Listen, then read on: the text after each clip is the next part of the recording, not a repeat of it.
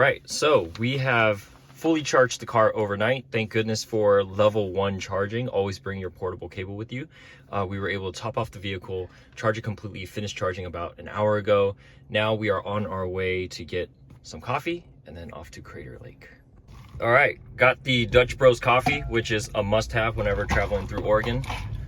And now off to Crater Lake, about 65 miles, drive around the lake, which is around 30 miles, then up to Eugene, which is around another 150 miles. So this is why we needed the full 100%, because in my opinion, this car really has a true real world range of about 250 miles, especially on highway speeds and up and around mountains.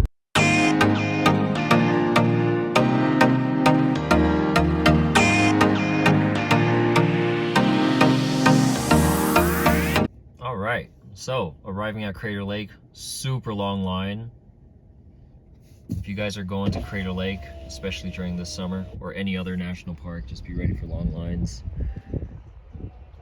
It's really nice up here though, but just be ready for the crowds because a lot of people are going to national parks. Look at what we have here. Looks like there is actually a destination charger right here. Yeah, it looks like a high-powered destination charger, so that's pretty nice. For anybody who does need to top up, and you know, most Teslas I believe probably will need to top up if they come up here. Yeah, it's kind of in the middle of nowhere and the elevation is pretty steep. In addition to the elevation, driving around the rim of Crater Lake, it's like a 33-mile loop, so that can drain a good amount of range. So yeah, charging up here is not a bad idea if you need to. Looks like this charger actually has a J1772 plug in addition to a Tesla specific plug. So for any EVs that need to come up here and charge, that's awesome. All right, here we are. This is Crater Lake. As you can see, the Tesla arrived. That guy actually was talking to me about the Tesla and asking about the range and all that. But here we are. This is the destination right here. Look how beautiful that is.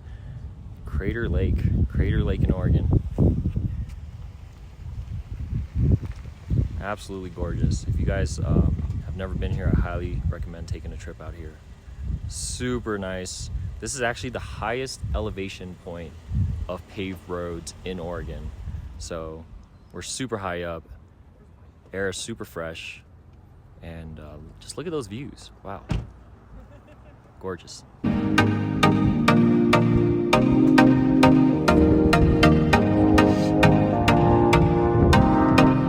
Just finished our hike over there, Watchman's Trail.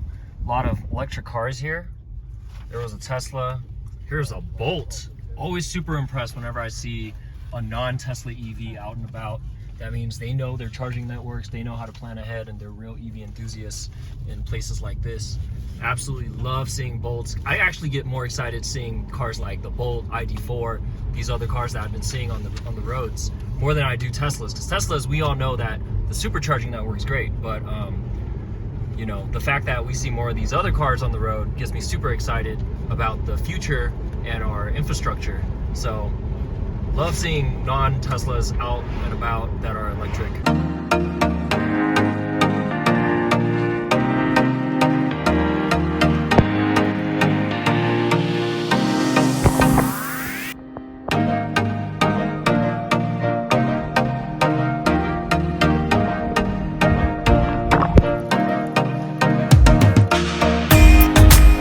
So we just finished our hike up from the lake itself at Crater Lake, and we're gonna hit our next stop, which is in Eugene, Oregon. So this is the thing, when you are traveling in an electric car up mountains at highway speeds 70 to 75, 80 miles an hour, you really have to undercut the amount of range to expect, because especially with Teslas, they really overestimate their range. So this car is rated for 310, and as you can see, we had a 100% charge in the morning, did 50% of the battery, and only have done 100 miles.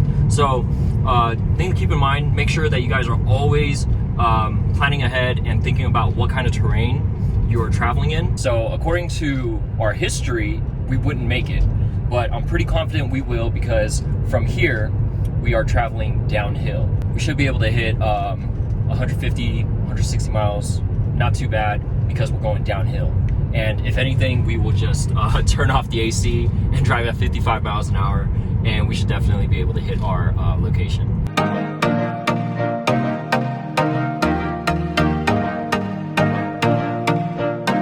All right. right, so we arrived in Eugene with 21% left, plenty of charge left.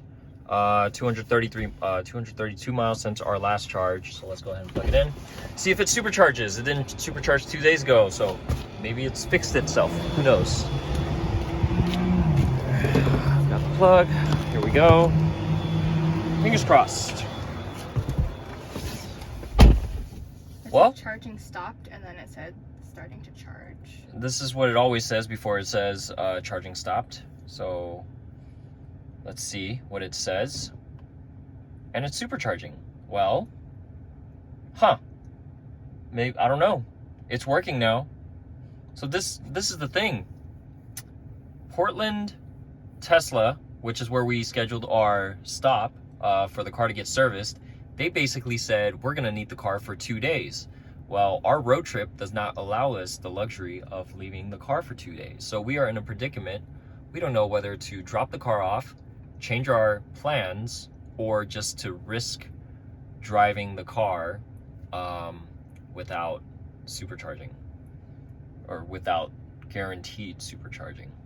So I don't know. It's working now. It's worked the last 3-4 times we've plugged in, but that one time that it didn't work, it really ruined our plans. And we have, what, 2,000 more miles to travel? We only traveled like 1,000 miles on our trip. So we're not even halfway there, and we need to depend on the supercharging network. Well, we are charging right here, and this is our hotel, the Holiday Inn Express in Eugene, Oregon. So it's pretty nice, and that's the reason why I booked this hotel, because it's right next to the superchargers. All right, coming out to the superchargers. See, this is the thing. Everyone gets the white one because it's the free one. But then now there's like a whole bunch of Tesla that are like all white. Everyone's getting the white one. It's gonna be hard to tell them apart now. Well, I'll find some dirty one. Let's see here. Took a shower, came out. We're at 94%. 15% remaining to get to 100%. Don't need 100% to get to our next destination. So I'm gonna just go ahead and stop in and unplug it now. And move it over to hotel lot parking. All right, there's my car right there, Tesla service. They said they're gonna try their best to get this done today, try to get us on the road. But the disappointing thing is there's absolutely no loaner vehicles for us. And we basically just get an Uber voucher for like $100. But it looks super busy. I'm glad we got here when we did, because it looks like this line is lining up. They took our car in right away, as you just saw, so that was great. But yeah, we'll just have to go explore Portland with an Uber.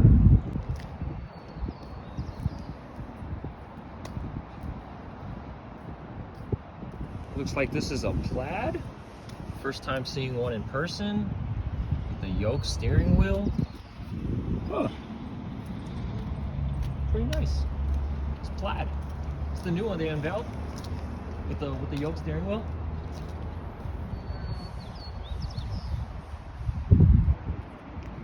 This thing's not. It's just like, dude, this is a $130,000 car. Like, come on. All right, so we are in Oregon, and look at these level 3 chargers here. It's pretty awesome. We have i3. These are level 2 charging. Looks like a performance Model 3 right there. The i3 charging over here. Nice. It's pretty cool. Let's see. Multiple DC fast charging stations. 1, 2, 3, 4. See, we need more of these in LA. Those are the fees there. DC fast charge, $5 flat rate. 20 cents per kilowatt hour, 19 cents per kilowatt hour. Very reasonable. Oh, it looks like if you DC fast charge outside of those peak times, you're just paying a $5 flat fee. So $5 to fully charge up your car. That is an awesome deal. Good job, Portland.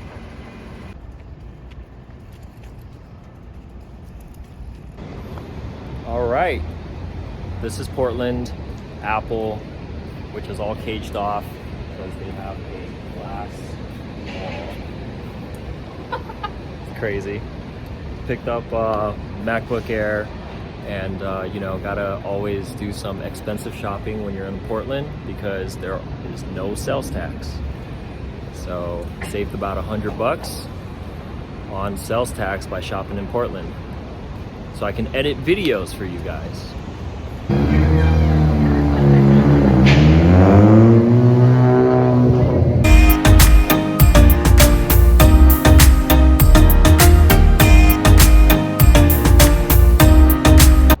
All right, we got our car back same day that we dropped it off, and Tesla was able to come through, even though they did not provide a complimentary car wash, but we don't even care because Supercharger is verified to be working. It took care of a campaign recall for sealing the front lower control arms, something along those lines. But the only thing we really care about is that the Supercharger pins are now working, because something was wrong with the pins, and they said that they needed to clean off the debris because it was causing like a thermal, like a resistance.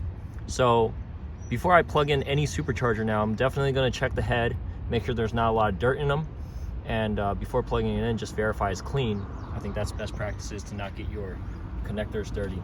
And it was that simple of a fix. So we're gonna hit the road, and we got our stuff in here. It looks like they access the left side right here of the trunk.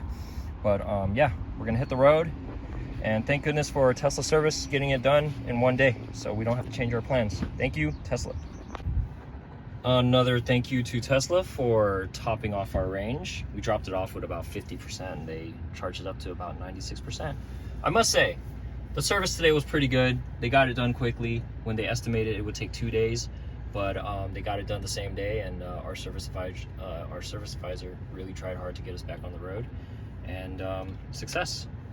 So we just finished all that food. That I'll put some B-roll up of the food. It's just all these food trucks and just delicious food everywhere. We're about to head out of Portland, and we will stay at this one casino hotel, which has RV camping spots. We're gonna head over there, set up the car for camping, and you'll see how we do the inflatable mattress and all that stuff and camping in our Model 3.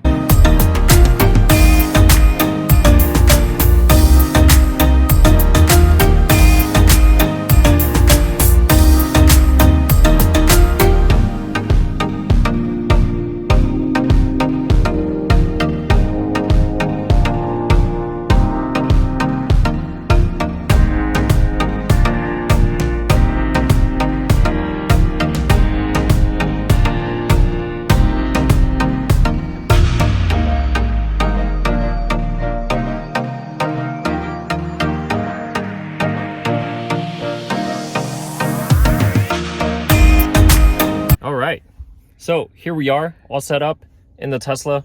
I got camp mode on. I'm gonna go ahead and set this temperature to about 70 degrees, and that'll stay on all night. As you can see, the car is charging. It's gonna take about 7 hours, so it'll be charged and 100% before it's time for us to go. Before we even wake up, it'll be at 100%, so that's great. And yeah, this is our setup. Quite comfortable. Just sticking my legs all the way down. For me, I'm about 6 feet tall, so it could be a little bit tight. Light turned off. But yeah, once I'm knocked out, it's pretty comfortable. My wife doesn't want to be in the video. Got the pillows all set up. It's quite comfortable. Right here, the Model 3, where we have the shelf, we're gonna actually throw a tablet up and watch a movie. So that should be comfortable. We got our devices charging here. We got our iPhones plugged into the USB ports on the back and tucked into the back seats. So that should be easy access if we need our phones. Aside from that, we're just gonna enjoy a night in, temperature controlled, AC, camp mode, and have a full charge before tomorrow morning.